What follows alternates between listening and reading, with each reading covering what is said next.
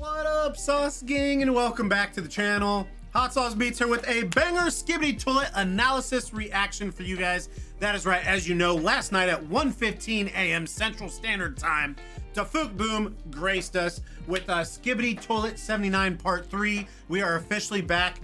Now, there was a little bit of oddities. It was different than what we've seen from Tafuk in the past. It almost felt like there is a different director or like a different channel uploaded it. But one of the comments I've been getting from you guys is you want me to get back into reacting to some analysis and theories on it.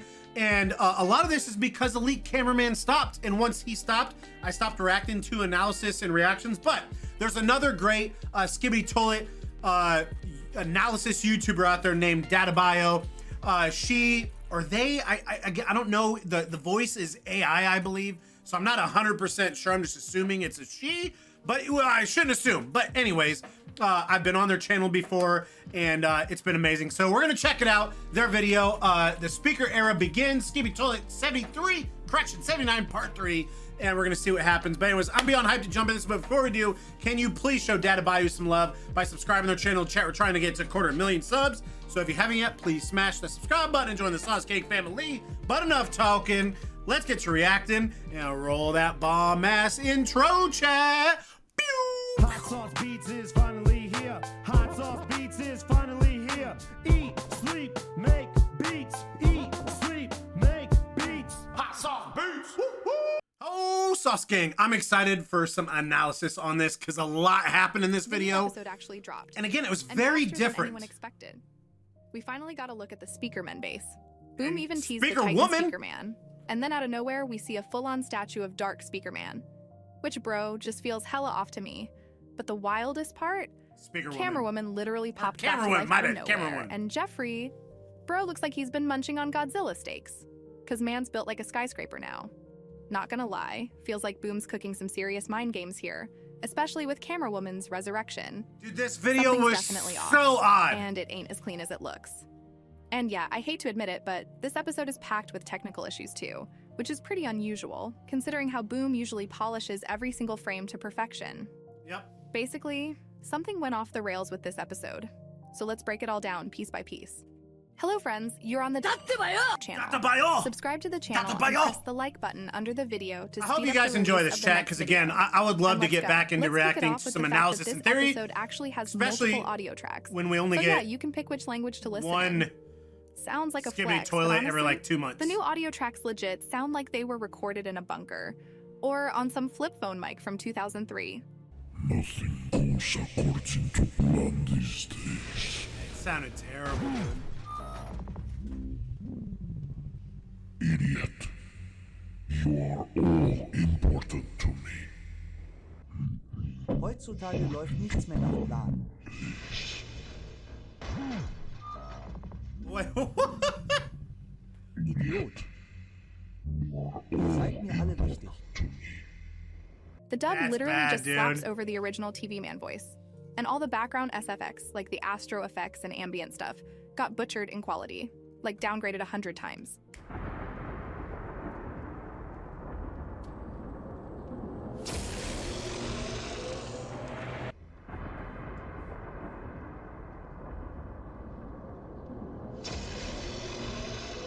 Now, I've got those same auto tracks on my channel too, and yeah, they suck. But I'm doing mostly talking head style content, which is way easier for AI to process. Boom, on the other hand, is dropping episodes stacked with sound effects, layered dialogues cutting in and out of nowhere. Stuff the standard free AI just can't properly analyze or voice over. Dude, I'm so Honestly, it curious would've about been the better to just direction of scrap the this. whole And what feature, about or if you're gonna Jeffrey? do it, at least do it right. There are solid AI dubbing tools on external platforms does that, Jeffrey with a look bit like? of manual work, can sound almost like real narrators. That But anyway, it arm is was what the it is. size of a Titan, dude. Hey, yo, what up, Nicolas Cage? The episode kicks off right where the last one ended. Watchman of Doom storms in, bringing a couple of his crew. Not exactly a warm welcome.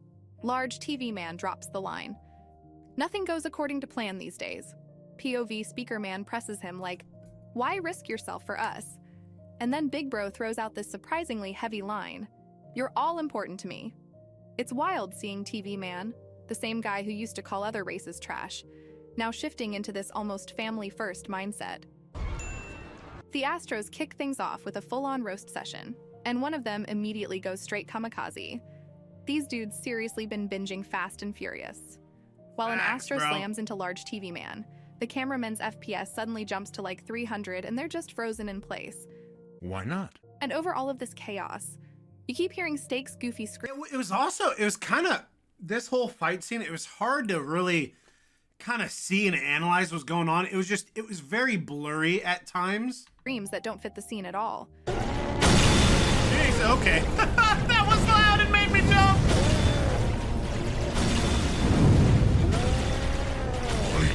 Like, bro, it legit sounds like a zombie woman giving birth, lol. And the quality, yeah, bro, that left the chat. Whatever. I already turned this into a sin count meme review, but let's get serious now and actually break it down. Polly goes, I can't fight here. Cameramen finally unfreeze and start shooting back. Polly introduces Hunter to his Megatron sword, yeets him like trash, and pushes forward. Oh, he definitely In the yeeted back, him. there's some weird rig. 2 units forming an energy line. No idea what it is. But the wild part is the arena itself. It feels like we're phasing mid-fight between dimensions. One moment it's pitch dark like we're indoors, next second it's bright like we're outside. It's like we're popping in and out of layers while they're throwing hands. And despite the scuffed quality, the sequence actually hits. I never even Polly kind of then thought about slices that, Hunter to how pieces. just how Strength different. build maxed. While All of a Hunter sudden there's clearly went fire full around him agility all, you and know? did nothing. Straight noob. Even without a torso he drops. My job here is done. Which turns out to be Mic drop. slapping a tracking device on Polly, which Polly will remove a little later. Bro literally announced his plan and handed Polly a reason to check himself. Looks Check like Hunter yourself didn't put before any you points wreck into intelligence yourself. either. Polly rips off the tracking device and says they need to get out of there. But instead of a smooth transition, we get a janky cut between 2 completely different animations. The Astros entrance is all stiff, and his face legit looks ripped straight out of some random fan-made edit. Pretty obvious this scene was animated by someone else, and Boom just scaled it in. Astro fires a shot, but the guys take 0 damage, leaving everyone confused like, what's the trick here? And where the hell did Astro vanish to? Polly then says he doesn't sense any enemies nearby, which raises the question, how can he even sense that? Did he suddenly become a sensor, go full Sage mode from Naruto Dude, and it start was detecting so chakra? weird, chat. Or maybe it's some dimensional ability, since TV men have been using this place for a while. Who knows? Turns out the whole Astro plan was just to distract them while planting multiple tracking devices and letting the agents escape back to the Speaker Men base, so they could trace the location later. Speaker Man saw right through it, figuring out they planted 6 devices. He probably detected them, thanks to his race's ability to pick up low-frequency sounds. Well, chat, even this part was odd. Like, it was a minute of the 6-minute worth of video that it just, and maybe I'm wrong, but to me, it didn't add to the story at all. Like, watching them run around and find these trackers and break them, like, I understand. Like, you could have just quickly, like, oh, there's trackers. Boom, they're gone, you know? Showed maybe him hitting that other one, and then the other guy's been like, we found it, you know, and they're done. And it was just literally like a good portion of this video was this coming up. It was weird. And of course, Boom had to shove a tracking device in this exact place. Imagine if Dude was still alive here. That would hurt, bruh. Once again, it's clear the Astros aren't some hyper-intelligent invaders. They're just overpowered dudes running on like 20 IQ. Knowing full well the Speaker Men navigate by sound and can probably detect even the lowest frequencies, they still slap on tracking devices that literally beep. Then they throw in this fan-made looking Astro doing a dumb distraction move, and on top of that, they literally retreat mid-fight. That just hands the agents enough time to realize something's off, track down the devices, and destroy them.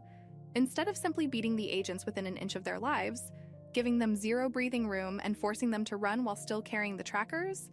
Nah. Astros went galaxy brain with the dumbest plan possible, truly genius. After botching their whole plan, the Astros just stroll back in like nothing happened and keep fighting.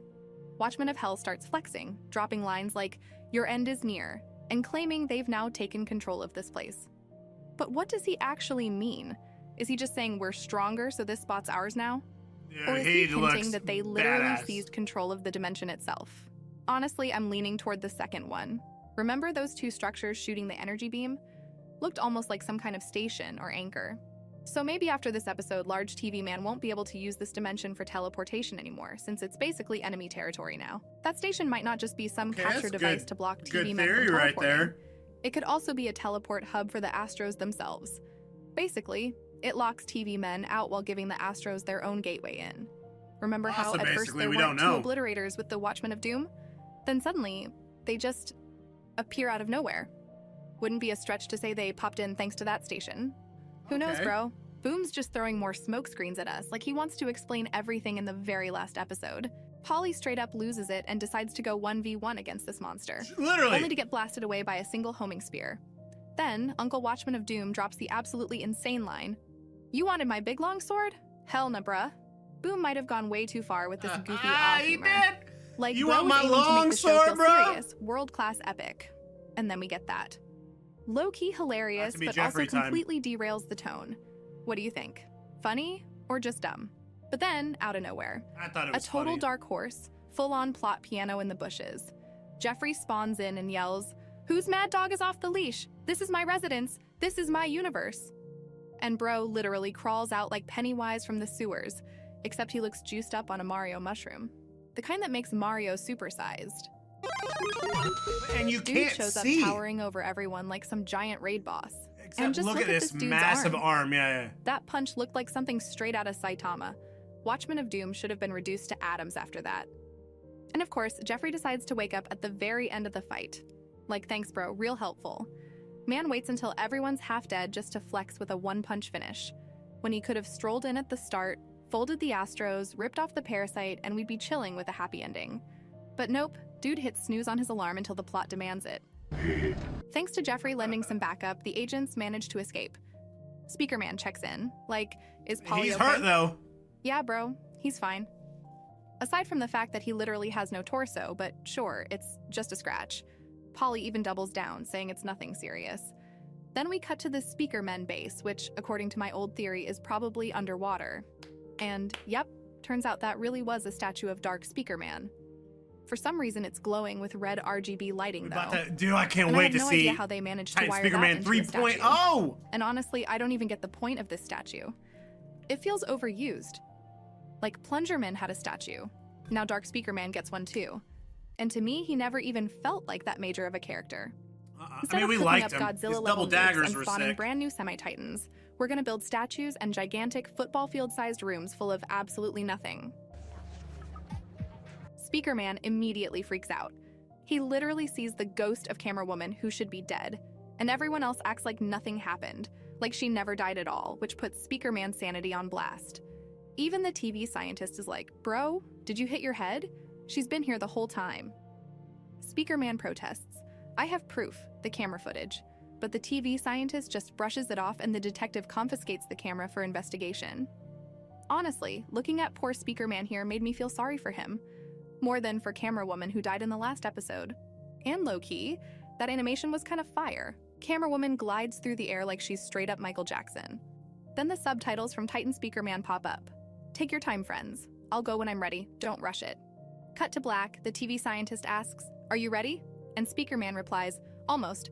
Episode ends on, "Time to clap back for real. Let's kick those toilet butts, folks." But I know what you're really wondering.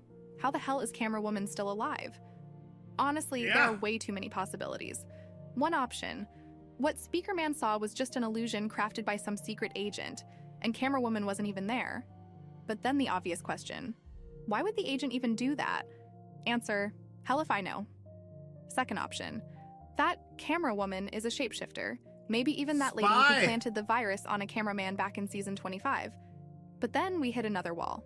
How did literally no one else notice Camera Woman's death? We know cameramen usually see through each other on the battlefield, so someone besides Speaker Man had to witness it. Another twist could be that the Camera Woman who died was actually the shapeshifter all along, and the real one never went down. But then again, why didn't anyone notice there were two Camera Women at the same time? Or maybe Speaker Man himself is trapped in some kind of illusion, straight up Genjutsu style. Or flip it the other way.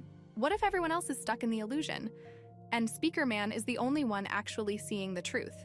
Another possibility, it's not Camera Woman at all, but just some other character who happens to look like her. Bro, this is way too tangled. Boom's definitely playing some kind of mind game chess I with think us, we'll and definitely we're get all some just stuck answers trying in to the full connect the episode. pieces. Anyway, I'm not about to melt my brain trying to solve these puzzle box theories, at least in this video.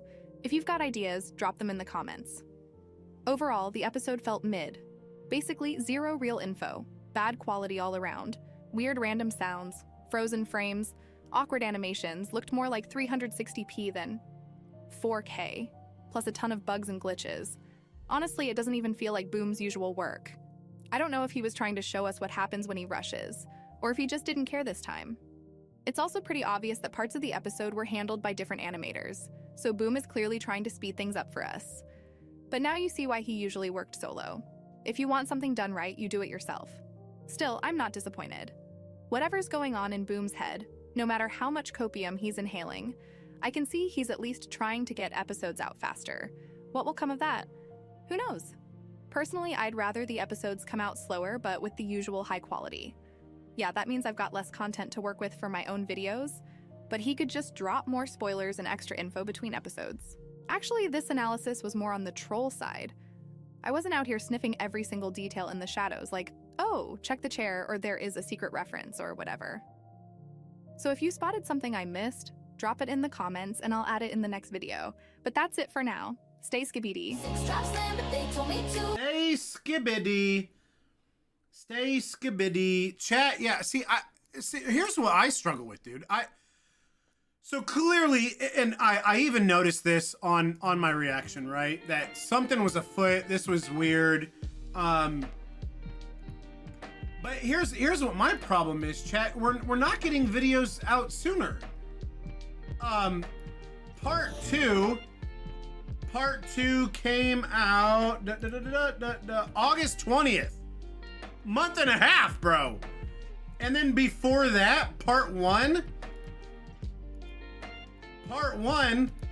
came out June. So we're not getting, they are taking longer. Like, no, they're not quicker.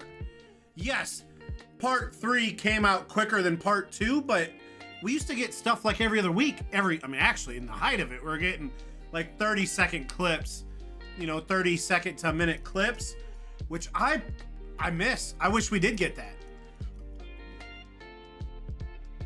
These 7, 5 to 10 minute videos are awesome, but not when it's taken months. You know what I mean? Because also, like, if you just call it what it is, if you look at the numbers, like, they're definitely down because it's hard to keep people engaged when it's this long. And then, yeah, I don't know.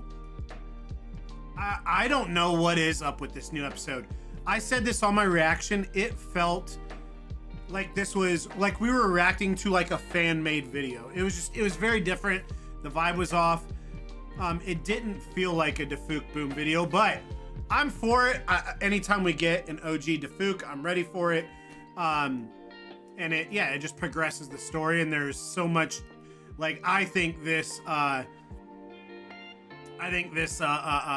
Jeffrey arc is about to be insane. So let me know what you guys think. I hope you enjoyed some more analysis in theory reaction. It's been a while, and thank you, Data Bio, for an amazing video.